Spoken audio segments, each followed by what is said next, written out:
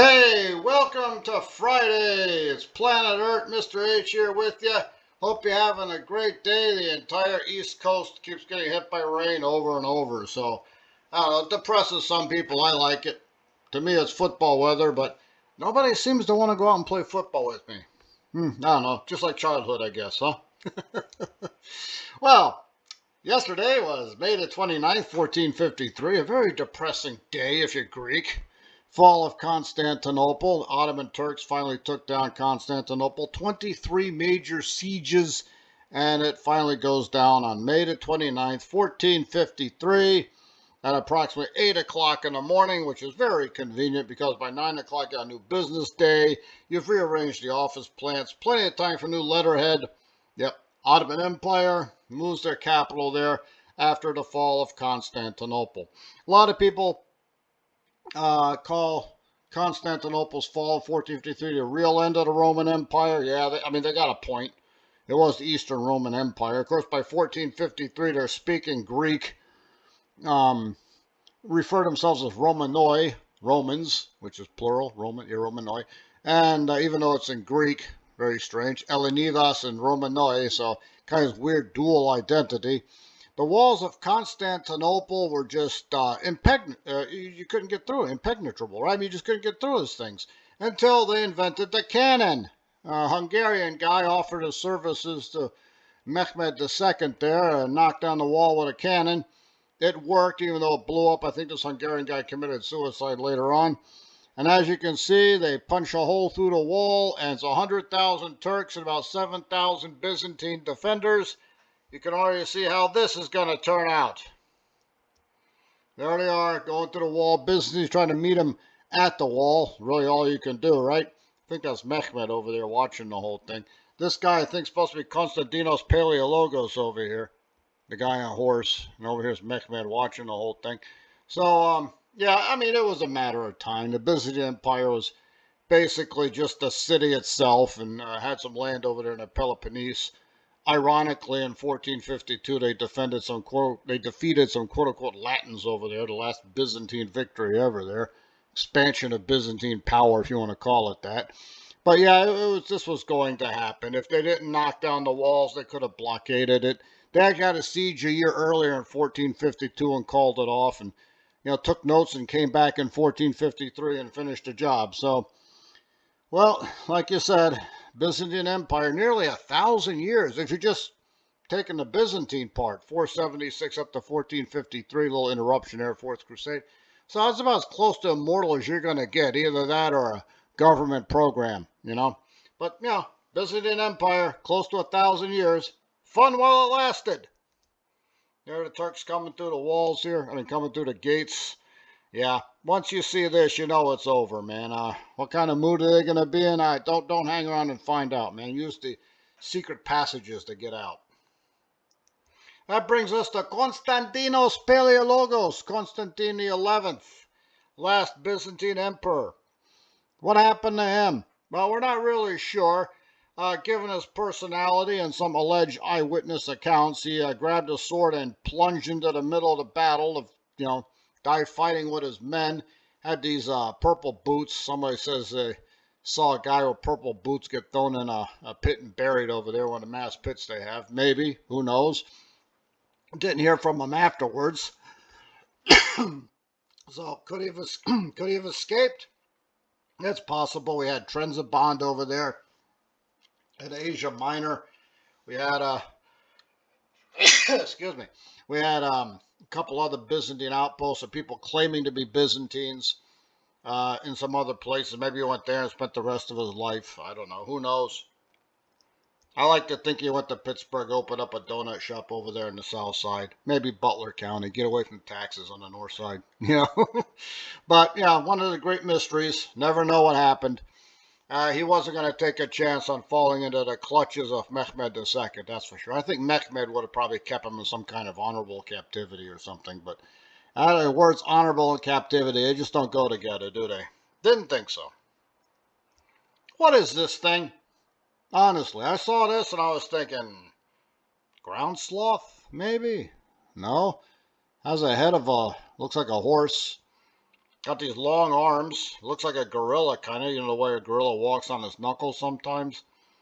Vague. Could be a ground sloth of some kind.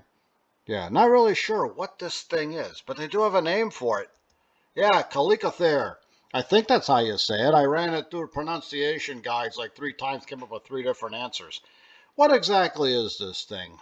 Well, believe it or not, it's related to ungulates. Yeah, so it's sort of related to horses, rhinoceros, things like that. When you look at its place in the fossil record, it's just a big mystery. It has no descendants and appears not to have any ancestors. It just sort of showed up one day 46 million years ago. And it spent most of the Cenozoic era just walking around eating stuff. It's what plant eaters do. Became extinct about 800,000 years ago, so I guess Homo sapiens didn't get their hands on it. The arms appear to be some kind of an adaptation. Instead of a long neck like a giraffe, it uses these arms to pull things down. Makes sense, right? Reach up, pull it down. You can see those huge claws it has on its hands, probably digging up roots as well. And if something is stupid enough to try to attack this thing, it's going to get hit in the face with those claws, and it's going to be a very, very bad day. It's also pretty big, as you can see, compared to a 6 foot human being, or 1.8 meter, like they say. It's just not the first thing a predator is going to think about eating. It's just too big, it's too strong, it's too bloody strange. Not even sure what this thing is. We do know it's a herbivore. Weirdly enough, it has very well preserved fossils of Calicothere. Usually in Europe. They went to Asia, eventually came over here to North America. The metacarpals down here, yeah, they're actually pretty well preserved. So we know how far it could turn its wrists and how it could open and close its hands. Definitely a plant eater. Not quite prehensile, no thumb on this thing, but pretty good grip and can manipulate things. Just imagine another universe where Calicothere becomes an intelligent species and dominates the planet. Oh, that's just terrifying, isn't it? That might be a pretty decent book. I'm claiming it right now. There's an older picture of Calicothere. They found it first in the 19th century in Germany. Like I said, kind of found all over the world except in Africa. I haven't found them there. I look at this picture and I see these two dog-like predator things down here. Are they thinking about attacking a Calicothere, or they just thinking, what is this weird thing, man? Just want to take a look at it, Of course, I think he's raising the claws there just in case somebody gets a little too curious. But I'm here with the dog-like predators here. What exactly is this thing? Guess it would be like a bison. They don't usually threaten you, but don't get too close. There's a baby one. All right, everybody always accuses me of coming up with these horrifying pictures of things attacking and crushing other animals. So here's a baby Calicothere there for you there. Happy? Looks like a donkey, doesn't it? Yeah. All right, let's talk about the United Football League, man. Coming into the last week of the season, the playoffs are already set. Over in the USFL Conference, we've got Michigan's. They're going to win the conference, going up against Birmingham. So you know that playoff game's already set.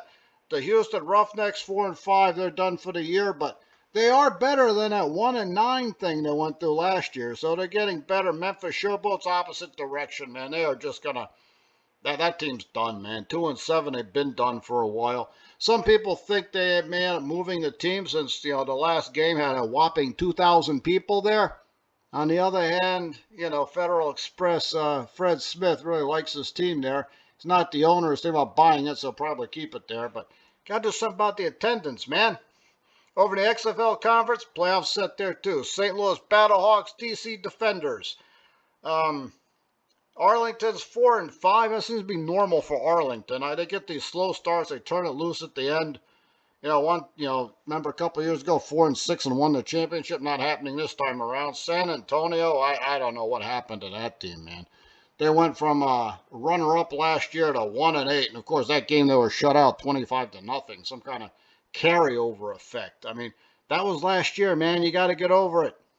So anyway, they're out of it. So playoffs are set. We got Michigan versus Birmingham over in the USFL. We got St. Louis going up against DC there in the XFL Conference. The championship game is going to be in St. Louis. They announced that yesterday. Makes sense. Biggest crowd, right?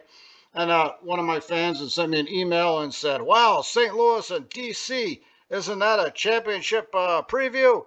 Actually, it's not. I appreciate the enthusiasm, but as you just saw in the previous thing there, they're in the same conference. So, they'll meet each other in the playoffs, and then either St. Louis is going to stay home for the championship or DC stays in the Airbnb for the championship the following week. So somebody's up for a 2-week stay in St. Louis. Will it be DC or will it be St. Louis? Guess we'll find out in the championships. And on the other side, of course, Birmingham won 3 in a row, looking for number 4, man. I mean, that team's definitely got its own dynasty going, and Michigan's trying to beat a speed bump and trip them up.